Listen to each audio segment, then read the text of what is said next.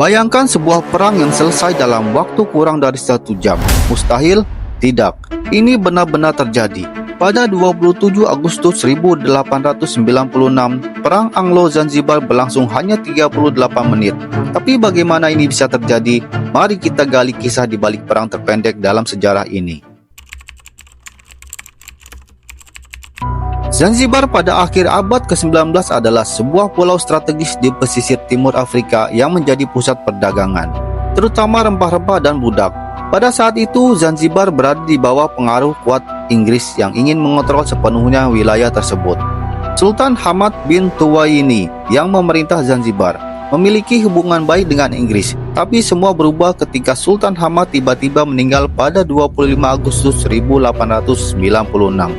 Penyebab kematiannya masih misterius hingga sekarang.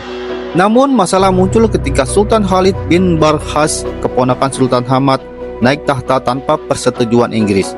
Sultan Khalid dikenal sebagai sosok yang menentang kolonialisme Inggris. Inggris yang tidak mau kehilangan kendali langsung menganggap ini sebuah pelanggaran berat. Inggris segera memberikan ultimatum kepada Sultan Khalid. Pesannya jelas, turun dari tahta sebelum pukul 9 pagi tanggal 27 Agustus atau kami akan menyerang. Tapi Sultan Khalid menolak ultimatum tersebut. Dia malah memperkuat pertahanan istananya dan mengumpulkan sekitar 3.000 pasukan bersenjata.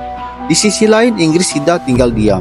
Mereka memobilisasi 3 kapal perang HMS Estate Storage, HMS Polymel, dan HMS Raccoon yang berlabuh di pelabuhan Zanzibar.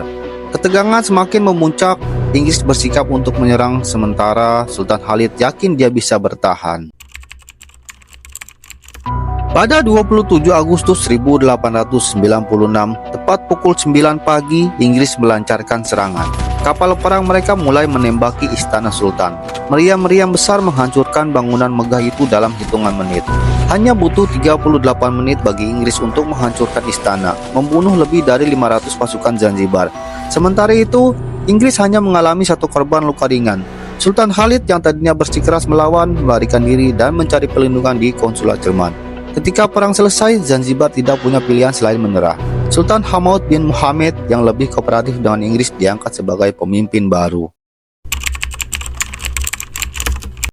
Perang Anglo-Zanzibar mungkin hanya berlangsung 38 menit, tapi dampaknya sangat besar. Perang ini menunjukkan bagaimana kekuatan militer Inggris di akhir abad ke-19 dapat menghancurkan siapa saja yang menentang mereka. Namun peristiwa ini juga mencerminkan bagaimana kolonialisme membentuk masa lalu kita.